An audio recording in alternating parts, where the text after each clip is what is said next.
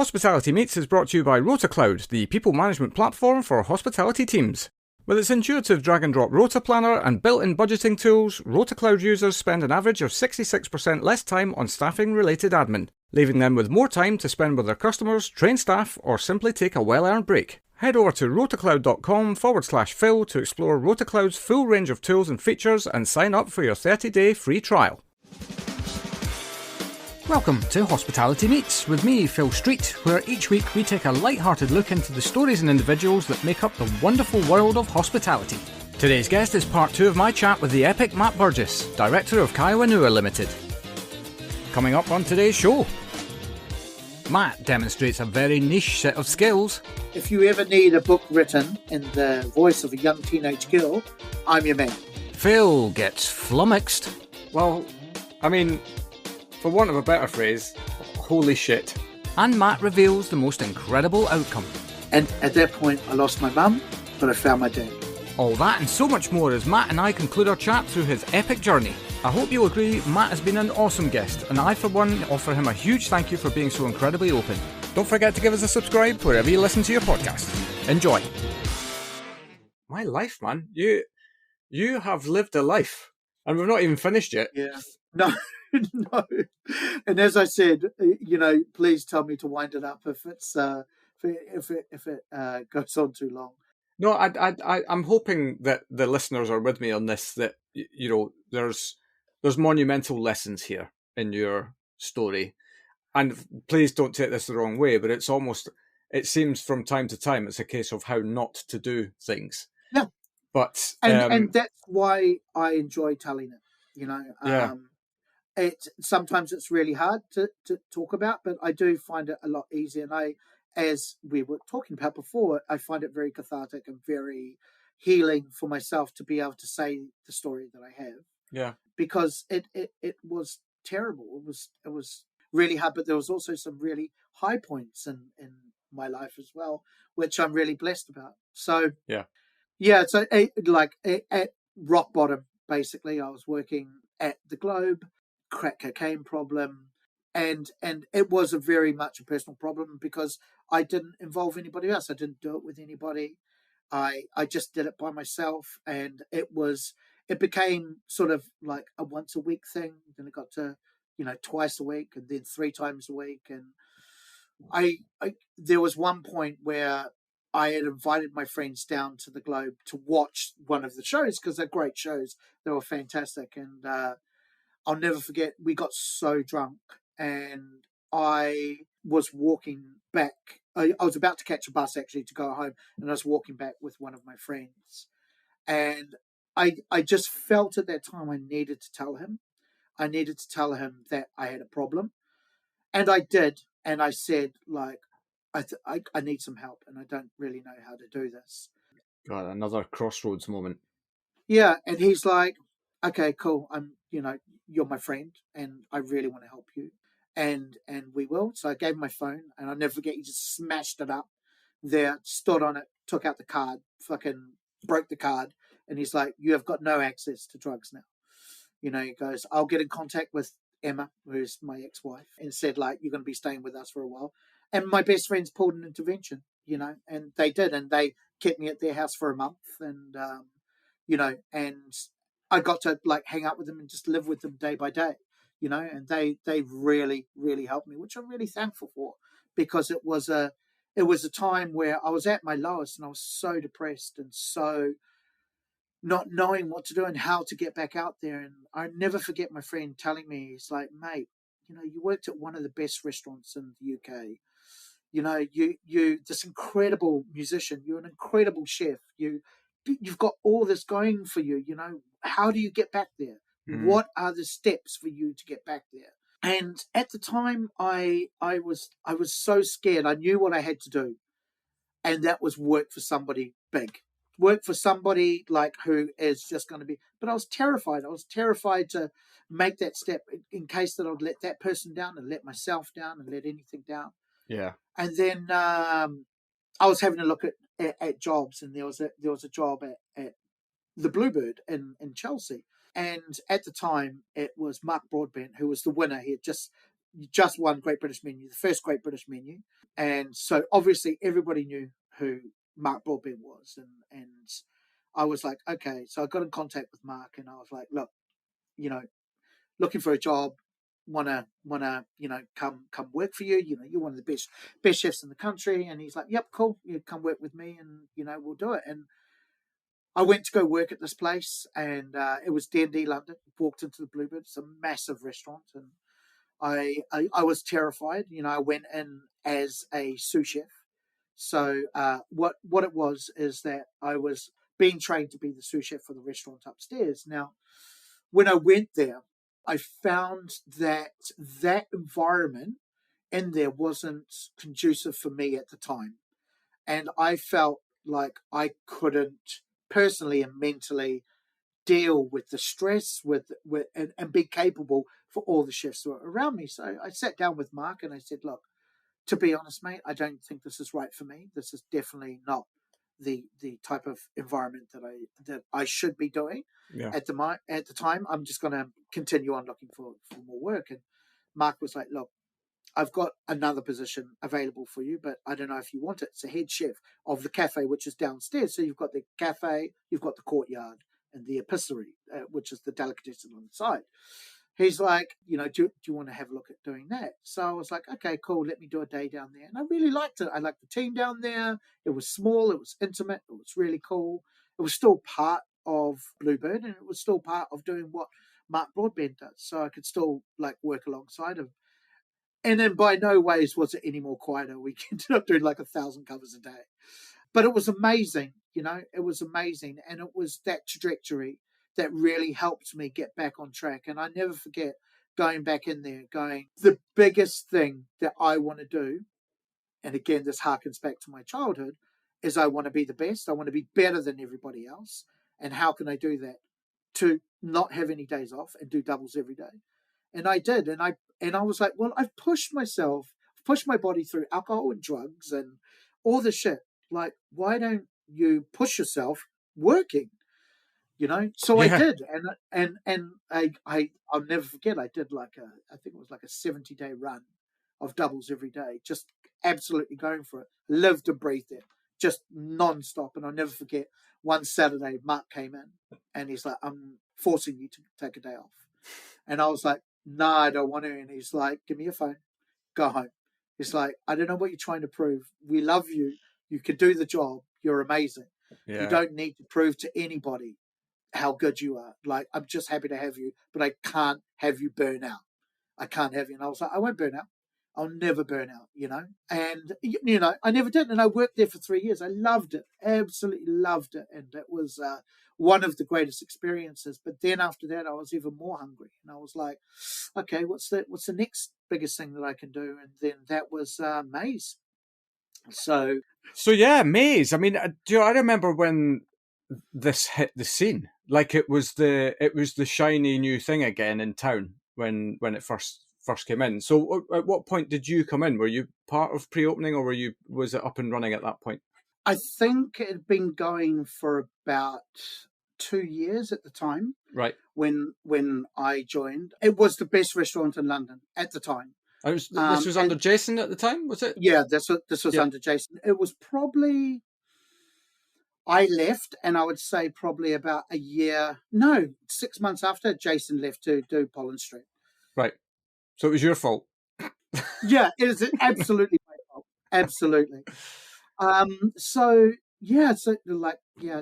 I wanted to work for the best, and I was like, well, if you're going to do it, at the time I was probably about 32 to 33 years old.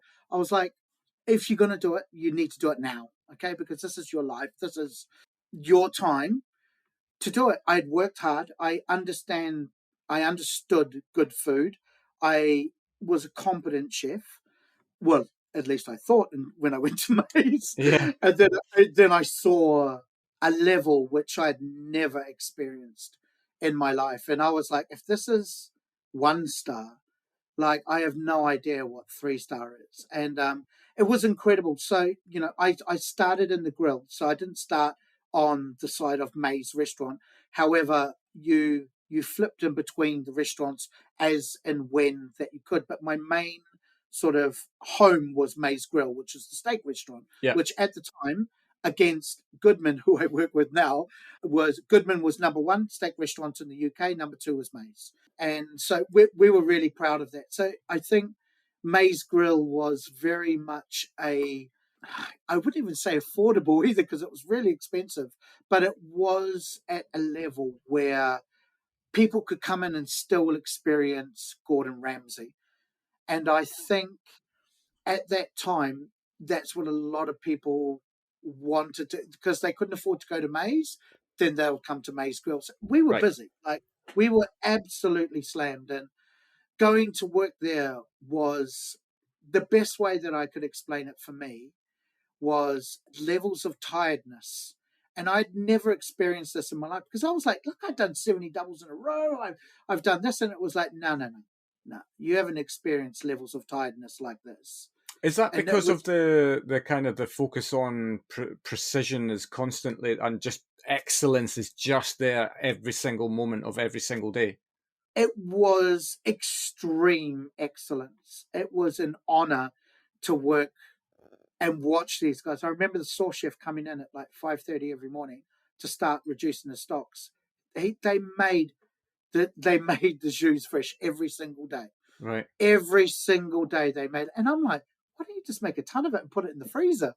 You know, like, what are you doing? What are you doing? Like, you know, and there was like, that's not what we do here. And just the level of food that they were doing and the intricacies, and especially Jason is known for his puddings and desserts, and they were just out of this world, like incredible stuff. So, you know, you had to start at 7 a.m. and you finished whenever you'd finish. Generally, you'd be out of there by hopefully at 12, but sometimes it was 12:30, sometimes it was 1 after cleaning. And then you'd have to be back there at 7 a.m. It was really hard. Yeah. Really, really, really hard. Well, thankfully that kind of focus is changing now, isn't it? The because that's not sustainable. It was, at the end, it was a really stupid move for me. Sorry, I'm not going to say stupid. At the time, I was not, and I've got to really say thank you to my ex-wife and my friends around me at the time, because they helped support me in everything. I mean, helping me pay my rent, because I was on like the lowest wage for a sous chef in May's. You know, it was really tough. And for me, with a newborn child, okay, Etienne at the time was 5 years old. I never saw him. There's no way I could see the guy. Like, you'd be doing these monster shifts there. I had watched people walk into that kitchen, you know, take one look at it and just walk out because they just can't. They can't do it. There was a core group of us that, you know, that stayed there, and even though that my tenure wasn't that long, I still take my hat off. Like, there's still guys now that are still with Jason that I know and who I still keep in contact with that are still like working just as hard for him. And, you know, that's what it takes. Like, I will no way say that, you know, Jason is a bad person or anything like this, because I think what he does is incredible, is absolutely incredible. And still one of, I would say, if you've got chefs who you favorite, you know, he's still one of my favorite chefs. He's so innovative. He's so amazing at delivering it. And, you know, if anybody I watched during lockdown was him and his videos. Yeah, but you know, he's had 20 years at the top now. Yeah, you know, you can't do that without being brilliant. You know, and he's not done it by luck. There's a lot of graft, and he's asked a lot of people to graft along the way. But his offer is still as relevant today as it was 20 years ago, yep. And that means that he's also evolved with what's going on in the world. Yeah. And also the people that he's taken around him, he's also elevated them to have all their own restaurants as well. Yeah. You know, I was working with the likes of Paul Hood and Alex, who gave him his own restaurant at Curricular. Paul Hood has actually got a restaurant as well. You know, I was working with all those guys when, you know, when I was with Jason, and, you know, he's very loyal to the team and the people that he has around him. And, his restaurant are a testament to his hard work. And I'm honoured, even though that I didn't directly work at Maze, I still worked at Maze Grill and still part of that. And it was there at the time when I did leave, he did sit me down and say, "Are you sure?" And I was like, "This is where I'm at. I have no money. I'm not a rich person. I've got a 5-year-old child who I'm really, really trying to give the best life that I can. And unfortunately, I can't do it on these wages where I can go to another place and work at an okay place and get triple the amount that you're paying me." So if that worked out, and he begrudgingly said no, and we can't do that, and I was like, "Look, I totally understand. I've got to go." So in no way was it like animosity or out of anger or walking out or anything. We both broke ties amicably, but it was more, I had to do a little bit of money chasing at the time because I had a 5-year-old son that was dependent on me. Yeah, needs must. And yeah, and that's what it was. So after that, I started working at Valandry, which was on Great Portland Street. It was one of sort of the big restaurants that when I took that over as head chef, it was an incredible operation. They had their own bakery with 15 bakers in it. I'm going to throw around these numbers. They had 70 chefs in total in this operation. It was incredible. They were doing hampers for Wimbledon. They were doing hampers for Ascot races. It was a giant operation of things that they had to do there. And that's where I really sort of honed my skills as a chef to understand what is good cooking and people, basically, which was one of, again, I'll get onto this, but one of the greatest things that I've sort of ever grasped from being a chef. And one things that I learnt, that it's never about the food. It's always got to be about the people. And I didn't grasp that early enough. Right. And now that I have, it's a really beautiful thing, because you'd have nothing if you don't have people. And it was always about the product, and it was always about the food for me, and it was always about this. But if you don't have the people, you don't have the food. Yeah, so, you can't produce the product that you want. Yeah. So this is, I think this is a key learning for leadership, really, isn't it? In any form. And I'm just really grateful that we live in a time whereby this is being realized more and more every day. And yeah, I mean, the industry now is really focused on the human that's part of their business. I think we have to. That's the thing. I really think that we have to. And there was some real change that had to happen over the past few years, especially during COVID, and the wonderful idea of Brexit destroying like 30% of our workforce. We've had to be creative, and we've had to really look at ourselves and see what we can do. And we've had to start again, basically. We've had to go, okay, here's our doors open again. Right, here's a load of young people. Right, we need to start from the beginning and train all of you people to be the next hospitality legends, Yeah. So working at Valandry, I worked there for 3 years. Great, learned how to do sort of high volume, understanding people, understanding British cuisine. I think in the background always there's been a real part of cooking that I've missed was New Zealand style cookery. Now, we don't have a cuisine in New Zealand. One of my friends fondly calls it magpieing. So we magpie, take things back to the nest, and we mix it up together, and we do that. So right. A lot of ideas that I had were really outside the box, and a lot of people would go, let's put that one in the box and let's try something a bit more simple that people that will understand. And I get it. I totally get it, because a lot of the ideas at the time were crazy. They were mad. Like, what do you mean putting chili and fish together? What are you talking about? What do you mean putting like parmesan on a fish risotto? What are you talking about? This is crazy, And I loved Valandry. I loved working there. And what happened, that Jamie Barber sold it. And at the time that he sold it, the company that had taken over were really lovely. They said, we'd love you to stay on. The focus and the way that they were about to take the company was not something that I wanted to lead, basically. So I said, look, I'm going to leave. And we left again. totally amicably, and it was great. They actually got me a global knife, which I still have to this day. Right. A really, really lovely one. That's if Global are listening. I'd love a sponsorship. Yeah, and me, Yeah, to be honest. yeah, yes, definitely you too, Phil. Yeah. So after Valandri, there was Jamie's Italian. Now, a lot of people had said to me about, it's a branded restaurant. What are you doing? You've always been independent. You've worked at all these amazing places. Jamie Oliver's over the hill. Jamie Oliver's done this. Why are you going to go work for this guy? Da da da. He had everything on a plate, whatever, blah, blah, blah, blah. The usual stuff from my generation of chefs that were basically jealous of Jamie Oliver, which I totally understand. So the restaurant that was offered to me was a restaurant in Threadneedle Street that they were building. It was a week restaurant, so it was right in the middle of the city. So it was a Monday to Friday restaurant. And yeah, so I trialed for it and got the job, and I was really happy. And I started to work for the company, and then they put me in Cardiff to train, and I started training in Cardiff, and from there I started to understand what Jamie was about and what the company was about.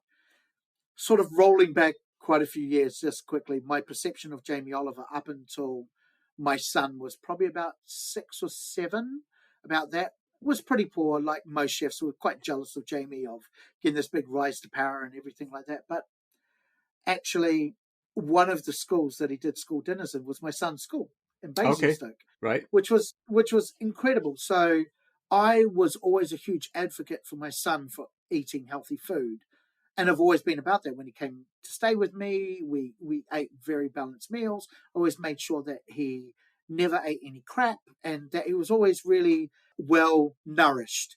Now, when Jamie came to school and was fighting the government to say, we need better meals, you need to spend more money on school meals, it really rung a chord with me. So after that, he was a bit of a hero in my books, Yeah, especially at my son's school. I don't think anybody with a heart can look at Jamie and what he's done. I mean, you can, I suppose, question his rise to power. That's fine, but ultimately, what he's done with it is something really, really positive, and that's Yeah.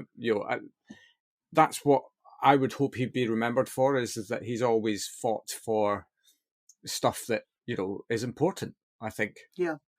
I think having a voice that he does and what he does, and knowing him personally and actually counting him as one of my friends, he's a great guy.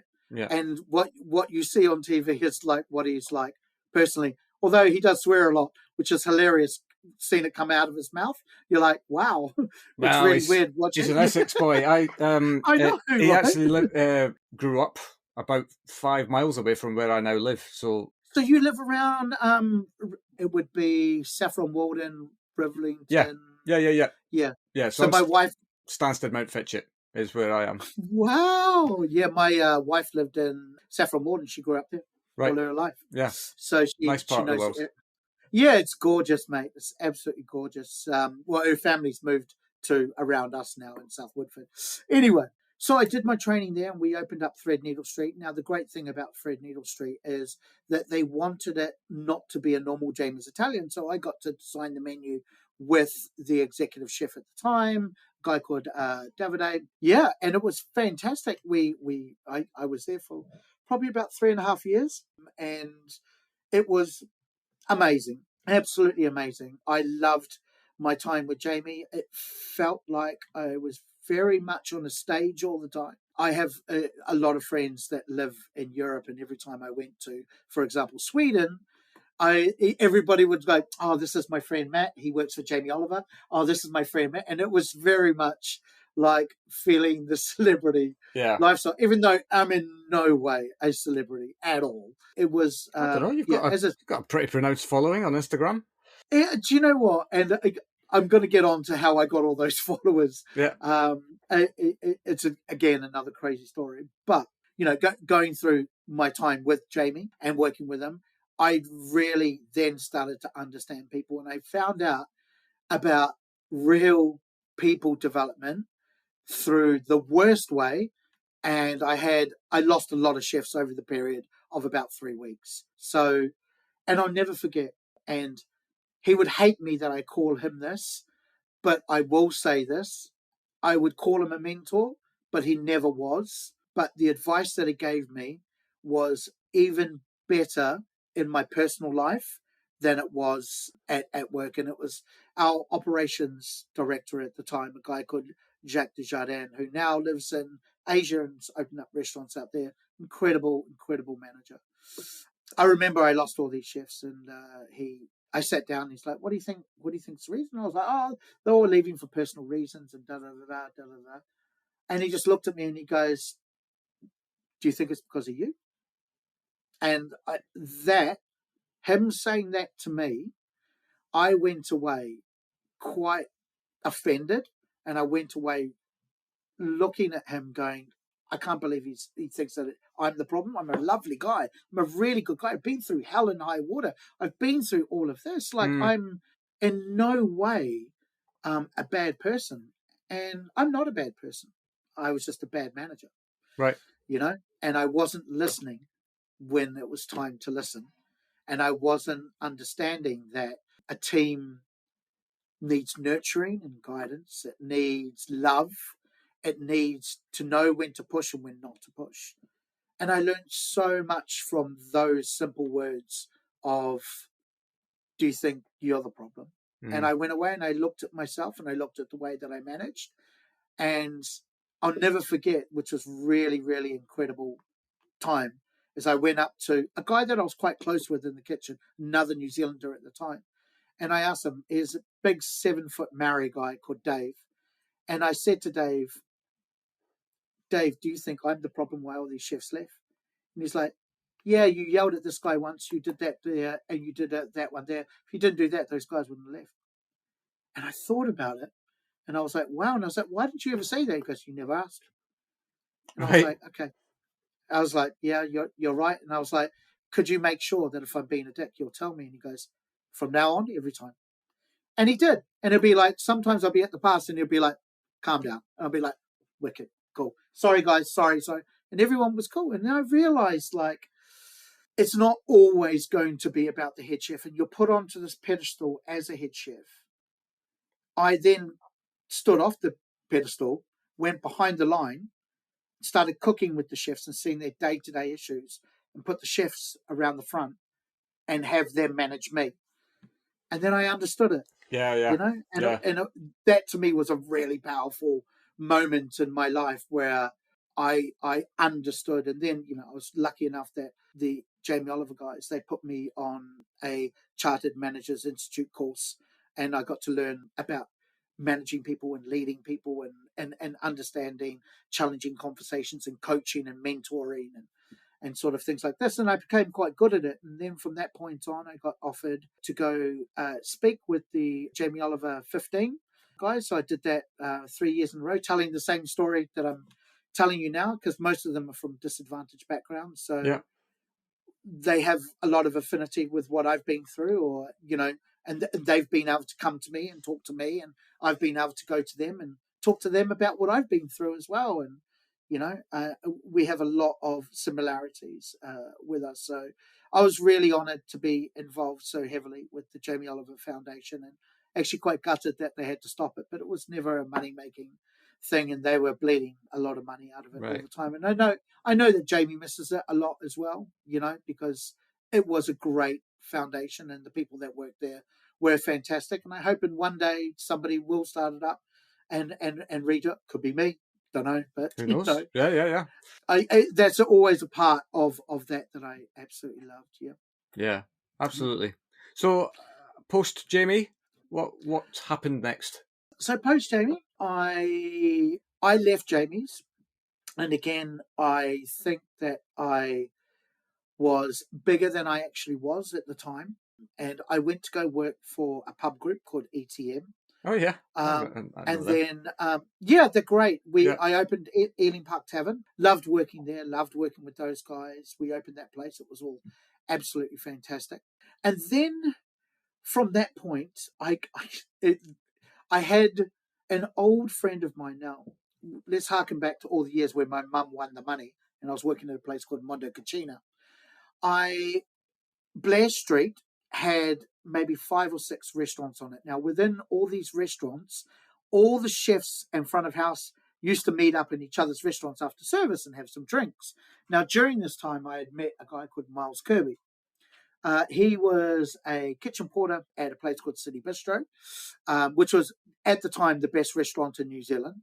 And I was working at Mondo Cucina. So fast forward to post ETM, I had Miles Kirby slide into my DMs and said, Matt, I've been watching your career on Facebook, and I love the way that you have changed your perception of people and how you love teams and people, and you bring all these really good vibes and energy on your Facebook and Instagram, are just really cool. It's like, if you were ever looking for any work, I'm planning to open up a restaurant in Bankside. I would love you to get involved. At the time, I wasn't really looking. I hadn't spoken to Mile, and I'd seen him at an event in New Zealand House probably about 14 years earlier. Spoke to him for about 5 minutes, but I hadn't seen him in years. And I was like, okay, cool. Let's meet up and let's have a chat. I just want to see what you've been up to. Mm. So we met up at Vinoteca in King's Cross. His restaurant is Caravan, which is just up the road. And we sat down and we just spoke about what he's been up to and what he's looking for. Then I spoke about what I've been up to, what I'm looking for. And then we proceeded to just hang out like two mates for about 7 hours drinking for the rest of the day. And that was just really cool. And I walked away from that conversation and that interaction that I had with him and said, man, I need to hang out with him more often. I was like, look, I don't know if I really want to go and work at Caravan. I'm not sure if it's the right step for me to go and work for something like this, but it's got a very good name. It's got an amazing reputation, and Miles is a legend. A very quick word, if you'll permit me. Providing great customer service is all about having the right people in the right place at the right time, and that's exactly where our sponsor RotaCloud can help. RotaCloud makes managing your team's rotas, attendance and annual leave easy. With its simple drag-and-drop planner, you'll be creating rotas for your team in minutes, while its built-in budgeting tools mean you'll know exactly how much you're spending on staffing before sending the rota out. One RotaCloud customer actually reported that they'd gone from spending 25% on their monthly turnover on wages to spending just 19%, all thanks to RotaCloud's intuitive rota planning software. So do your business a favour and head over to rotacloud.com/Phil to start your 30-day free trial and find out how much easier organising your team can be. Now let's get back to it. So I went home. At the time, I just met my current wife, who I have now, and had a chat to her. And she was like, why don't you just go work a day and see what you think? So I did. And then, the rest is history. Nearly 8 years later, wow. We've taken Caravan from 2 restaurants to 7. They're about to open their 8th very soon. Which is great to hear, actually, in the face of everything that's going on in the world. It's great to hear that expansion plans are still there, despite the fact that the cost of everything is going up. I think Caravan, for me, and I'm very honoured to have been part of the team, have really led the way in people. When I arrived at Caravan, my number one thing was like, I don't want to work for any companies that don't have people at their core value. I don't want to work for that's what I decided. I didn't care about the food. I didn't care about anything. People had to be number one about the core value, and it was, and still is to this day. It's a great company to work for. When I walked through those doors, it was like walking through a restaurant doors back in Wellington. The culture, the people. They had employed a lot of New Zealanders there. The style of food, everything. I just got it. I just understood. The moment I walked in, I understood the culture. I understood the people. I understood the food. The chefs would be saying to me, like, I don't understand these combinations. And I was like, really? I do. That, like, it was all those weird combinations that I was talking about before, all seemed really easily understandable to me. And I was like, well, yeah, you just put those ones together and put these ones together, and then we do that. So So it started, and then, soon after starting, I was originally employed to be the head chef of Caravan Bankside. And then soon after that, they promoted me to the group chef of both of the restaurants, King's Cross and Exmouth Market, Yeah. and said, help us find a head chef for Caravan Bankside. And during this point, they had decided to write a cookbook. So they wanted to get me involved because I'd worked with Jamie and I'd done some work with him doing cookbooks and stuff like that as well. It was super interesting. So we all wrote the cookbook together, myself and Laura and Chris and Miles, and spent like weeks at his house designing all the food that we wanted to do and how to do it. And from that point, I really got to understand the culture, the food, what they were trying to achieve at Caravan. And it's something that's really familiar to me because it's my culture, it's my home, it's where I'm from. Yeah. So from that point, it was go go go.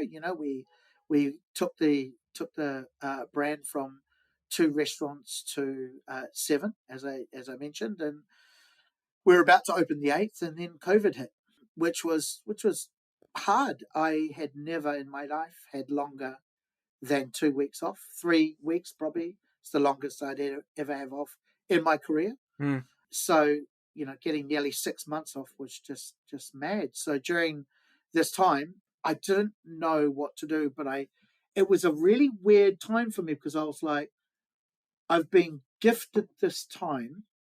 What am I going to do with it? So I wanted to write books. I've always been interested in writing books, but I haven't been very eloquent in the way that I write.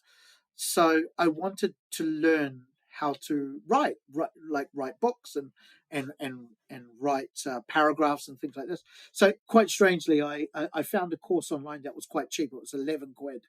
And it was 2 Irish ladies that were quite famous for writing teenage novels, but they were teaching you the fundamental basics of having to do this. So I did this 11-week course during lockdown, and I was like, cool, and then started to write and realized that I was writing like a teenage writer.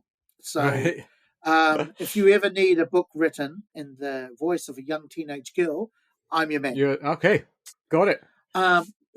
During this time, this is also through other parts of my career. While I was working at Jamie's, I met a fantastic individual called Christian Stevenson. Now, Jamie was doing his 15-minute meal book launch at Threadneedle Street, and Christian Stevenson is the DJ. Now, I was preparing all the food, and Christian was coming over, and he's an American guy, but born in the UK, but grew up in Maryland, and he goes by the pseudonym DJ Barbecue. Now, at the time, he had just started this business called DJ Barbecue, and he had bought a couple of smokers from Texas, big Lang smokers, huge ones that look like steam trains, got them shipped over to the UK and wanted to start this catering business. Now, when he saw what I could do, he's like, hey, I could really do with some advice on doing mass catering. And I was like, oh, fantastic. So you must be a chef. You must know. He's like, absolutely not. I have no idea what I'm doing. So I'm like, wow, okay.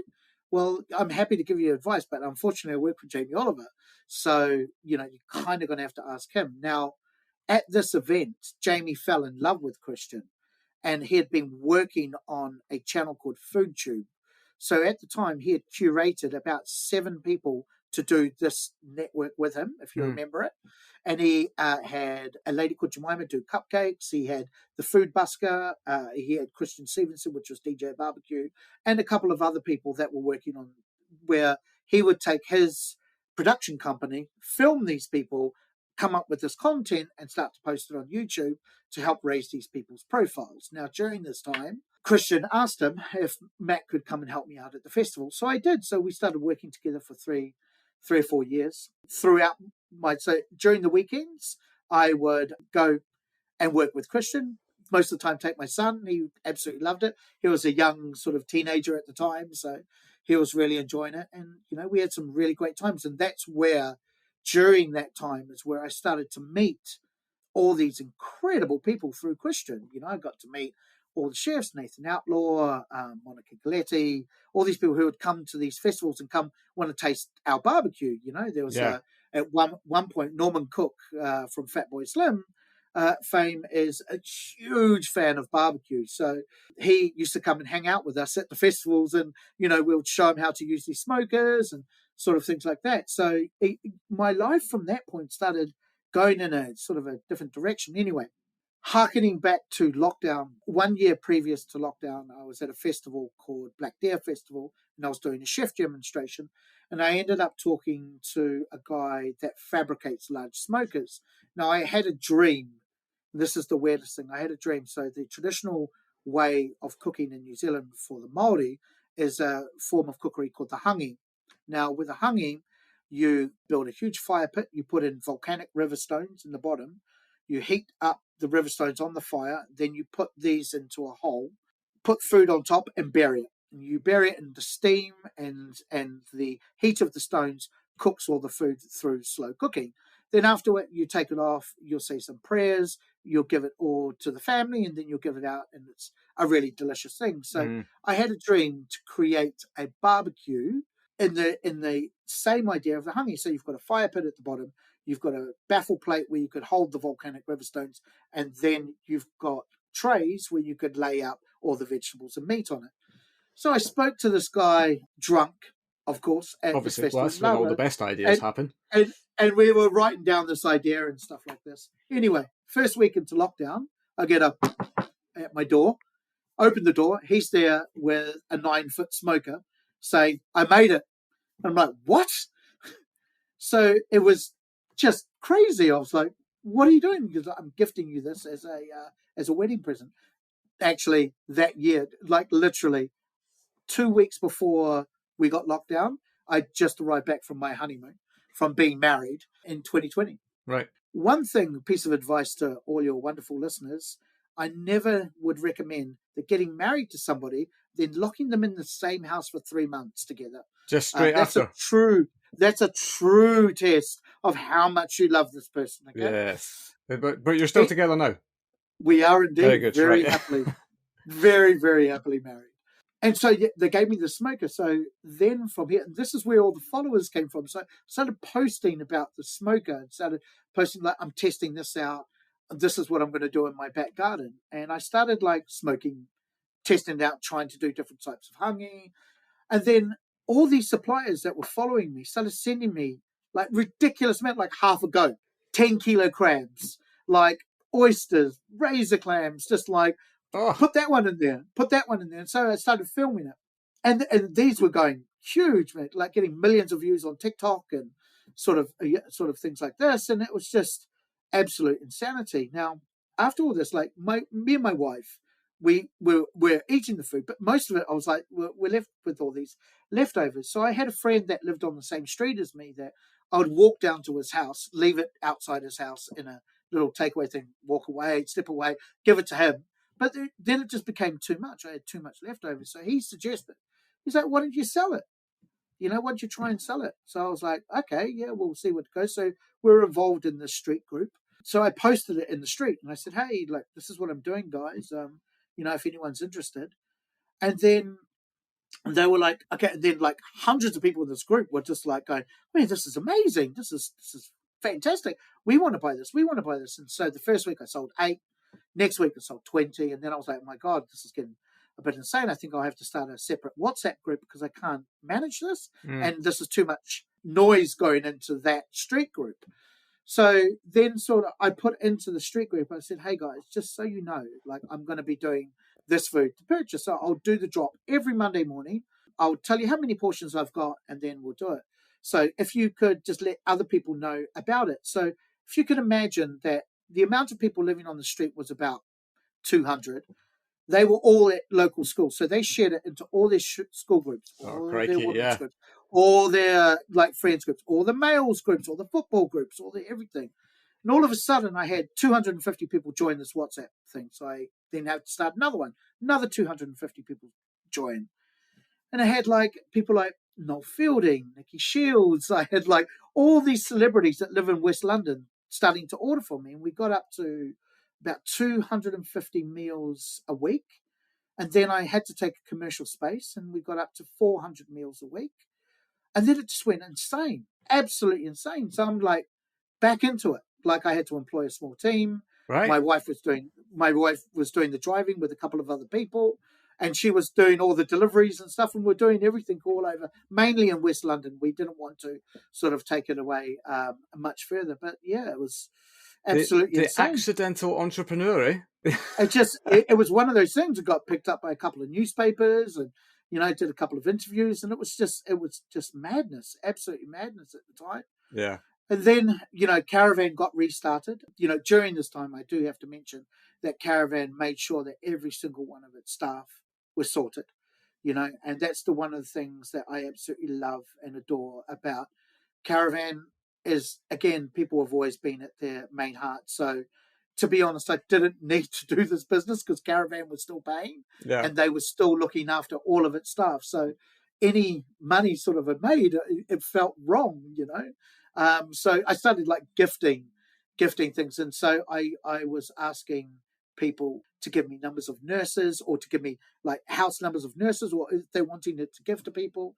And I'll never forget at one time I went to go deliver this meal package to a nurse, and she just burst into tears. And I remember we both standing on the doorstep, just crying our eyes out. And she's like, "I just can't believe it." Like she goes, "I just like been working so hard during this time, and just like somebody has recognised that." She's like, "What are you doing?" And then weirdly, we got nominated for Lockdown Heroes, and we won. So we got to go to a pub in the park with Tom Kerridge, and he had offered like 5 lockdown heroes or anybody that were doing this. And we were sitting there with like doctors and nurses, and I was like, this is just utter madness. Yeah. But then Caravan started to get back and restarted up, and life started getting back to normal again, and things were sort of looking okay and looking up, and then it was probably 2021. I got the message which everyone fucking dreads, and it was a message from my mother's hairdresser that she was in hospital and that the hospital were trying to get in contact with me. Now, just as a reminder, what I have to say right now is that New Zealand was locked down, meaning that no one was allowed out, no one's allowed in.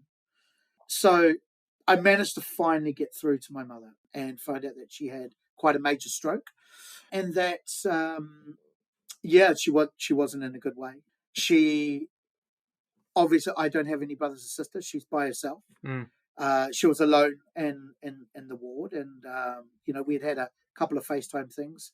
Had some friends go over and go and speak to her, some old friends from New Zealand, but fundamentally she didn't have any family around her. So after speaking with the doctors, they had done multiple tests on her to make sure that the stroke was stable and stuff. And they found that she had multiple tumours. She had a tumour in her lungs, she had 2 in her spine, and she had cervical cancer as well. So it was terminal, and it was just a matter of time. So clock was ticking. So then I proceeded to have an 11-day battle with the New Zealand government to try and get in.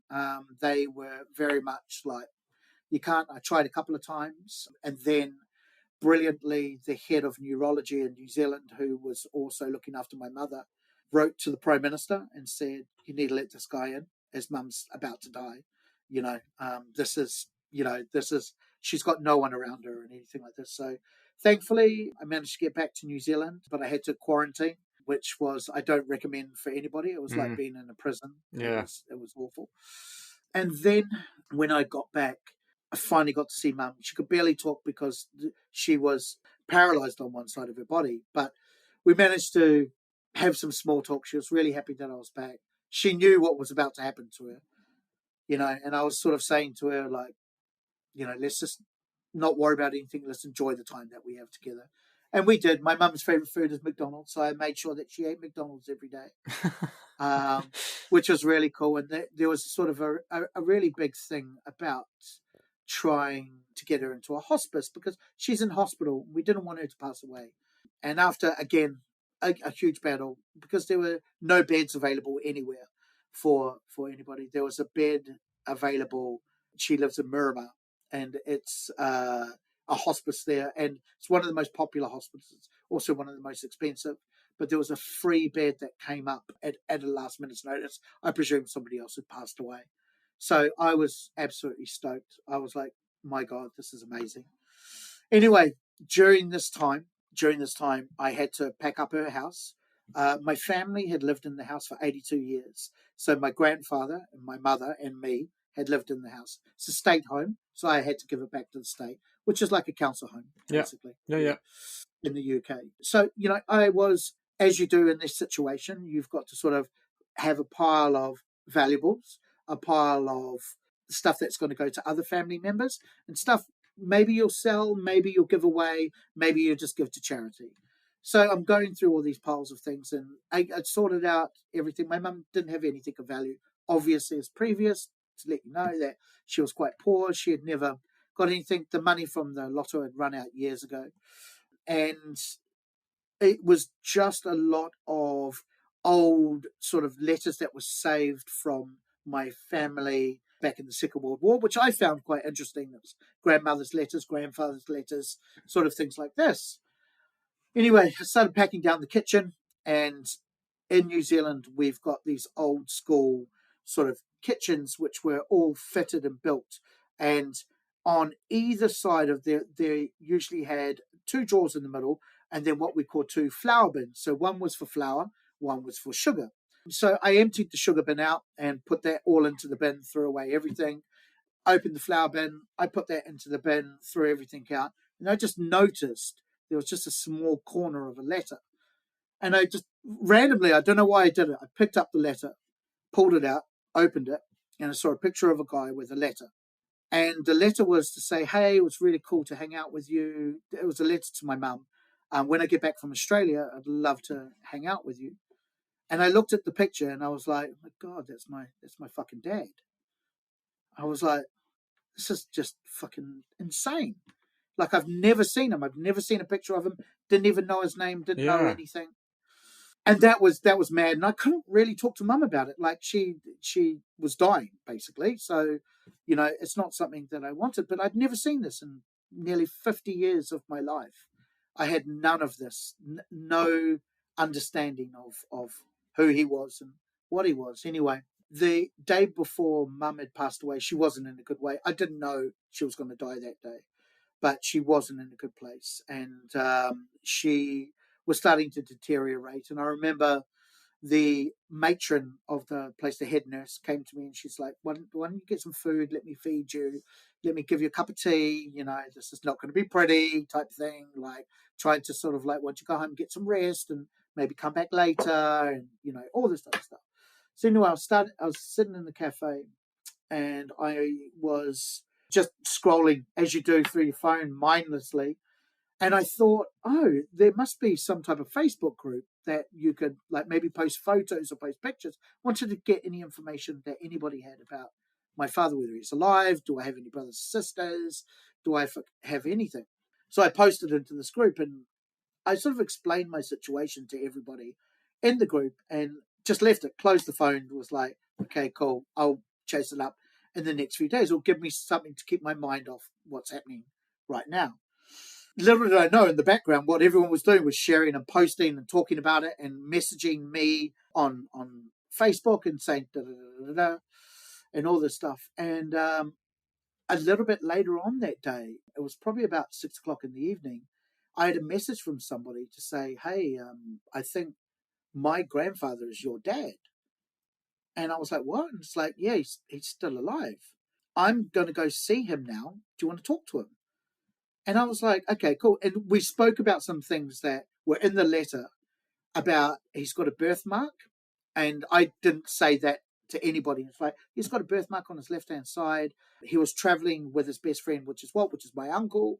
I was like, oh my God, like this person is real. This is insane. And he's like, okay, cool. I'll give you a call in 20 minutes.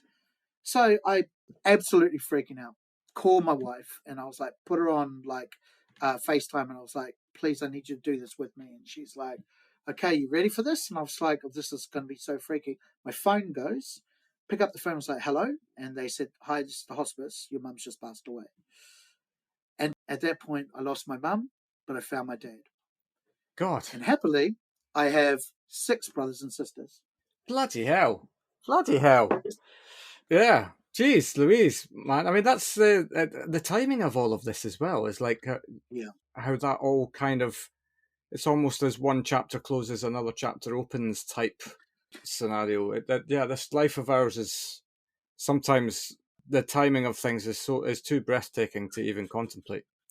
It's insane, and as I mentioned before, I'm not a religious person, but I do believe in fate, and I believe that things happen for a reason. And I think that it was probably my mother's final gift to me because it was something that I always wanted. I always wanted to know where I'm from and who I am, which leads me to the last part of the story, which I came back to the UK after 2 months of being in New Zealand and, putting my mum to rest and finishing up all my affairs. And at the time, we had just bought a house and my wife had to move us in. She had had some major surgery as well. So she wasn't in the best place. And, when I came back, I had this new house, I had this new family. My, my wife was, here, and it was an epiphany for me to say, I want to make some changes in my life, and I want to start doing things differently, and I want to start doing things in my way and be in control. And after many conversations with the guys at Caravan, I said, look, I think it's my time. It's my time to move on. I'm not really sure what I want to do, but I do know that I'm going to go off and do something else, and I don't know what that is. I have many passions and many things that I love to do with videography, photography, music. I'm pretty good at them all. So whatever I do, I'm sure that I'm going to succeed in because I'm pretty confident now that I can do. So at the time, I was doing some stuff for Big Green Egg. Again, a lot of stuff has happened in the background with the barbecue world, and Yeah. I sort of did loads of stuff with Weber. I was an ambassador for them for a couple of years, and then Big Green Egg sort of got in contact, and I've been doing some work with them. And I did some masterclasses of showing some chefs how to cook over live fire and how to do desserts and how to do these really cool things. And then one of the people that I was showing how to do it was the guys from Goodman's, and they said, would you ever be interested in doing menu development for us? We're really struggling with it at the time. The head chef obviously is just come out of COVID, and he's trying to hold together these restaurants and just doesn't have time to be creative. So I was like, let me take that headache away for you, and I'll do it. And then at the same time, Caravan saw what I was doing for them, and they said, well, you are Caravan, you are our food. That's what you do. So why don't you do it for us as well? And then a lot of people came out of the stratosphere wanting my time. But then I thought, well, what I want to do is be the best for the two people who I'm working for at the moment. So decided that I didn't want to do anything more for anybody else and just work with these two brands, the two brands that I'm passionate about and that I love and that I believe in. And that's what I do now for 4 days a week. While, as I said, on the fifth day is Friday, so it's my self-care day. Yeah. Do some stuff, learn more stuff about myself and my family, and be present for my wife, and do really cool stuff with the house. And yeah, that's what's led me here. That's my time. That's the story. Well, I mean, for want of a better phrase, holy shit.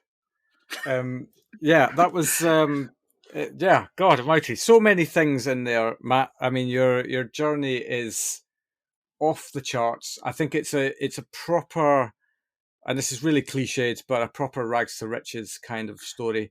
Yep. And it's not even It just is. about the rags of monetary hardship. It's the rags of mental hardship, of any and every kind of hardship that you could ever possibly come across. And Yep. actually, that there's some great lessons across that, which we'll do another discussion at some other time on, because that's a new section of the show which we'll be launching at some point this year. Great. But one of the big takeaways for me is, and I can see this in my own journey as well, very differently. But when you're young, you chase the money, and when you're older, you chase the happiness, and that's effectively you've definitely demonstrated that you're now chasing the things that make you happy. Yeah. And man, that's the greatest lesson I think that anybody could ever learn at whatever stage you learn it. whether you're lucky enough to learn it young or whether it takes you 40 or 50 years of your life to learn. When you learn it, it makes such a difference to the joy that you take from every day. I've had this conversation with my son so many times and spoken to him about it, and he's like, no, but it's money will make me happy. And I was like, it will give you a short-lived happiness, but like being happy in yourself and not having to chase what you think you should be is the greatest gift. And I'm lucky enough to have found happiness, and right now life is great, but also I don't want to take that for granted, because things can change really quickly, and they have done in my life, and just be appreciative of the now and the moments, because when they don't go as well, at least you've got something to hold on to, which is, I think, really important for everybody and the lesson. Yeah, and without being without this wanting to sound negative, you almost have to expect that at some point something will come and rock your world, and that can take on many forms, right? As we all learned in 2020, for sure. But then the loss of a loved one, the change in circumstances, health. There's so many things, but as you say, the joy of being here and now is kind of really all it is. God, this is turning into a philosophical podcast, isn't it?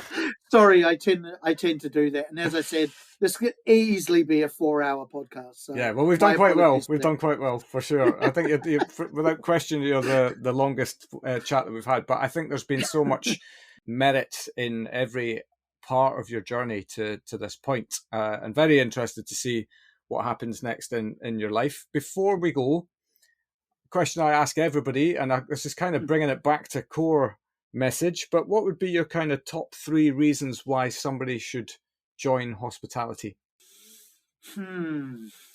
It's a real difficult one, because I have probably spent my career trying to talk people out of it, right? and saying you should. Not the message I was hoping for, Matt. Because of money, because of stress, because of life. But I'm going to say the 3 positives for me.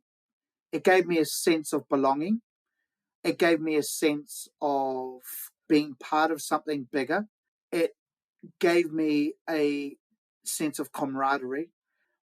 And in no way I know this is like being in a platoon of an army, or being in an army environment, but it kind of feels like the same disciplines.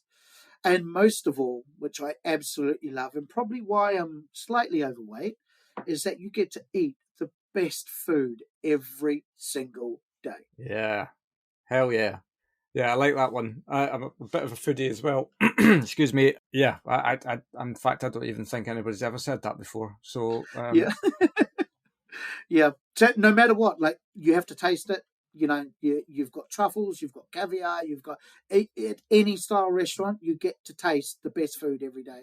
And that normal people, or people outside of the industry, not normal people, sorry, people outside the industry don't get to taste that. Yeah. You do.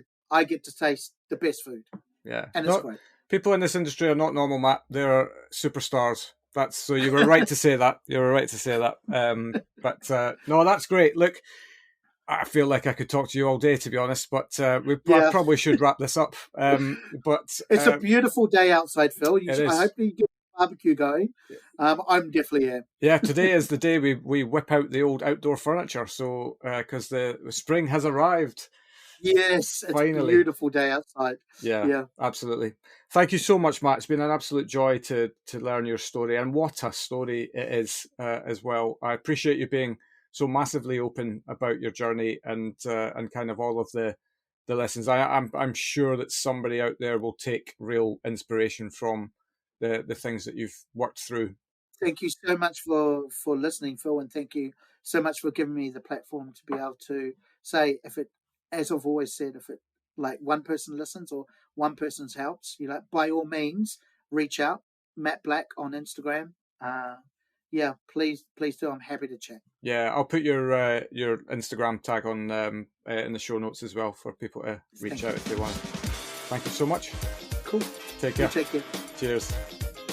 And breathe. What an incredible journey Matt has had to this point, with so much to take away. I'll be forever grateful that he was so open with his story. We'll be back as usual next Wednesday at 8 PM with another cracking journey from hospitality, but until then, thanks so much for listening, and we'll see you next week.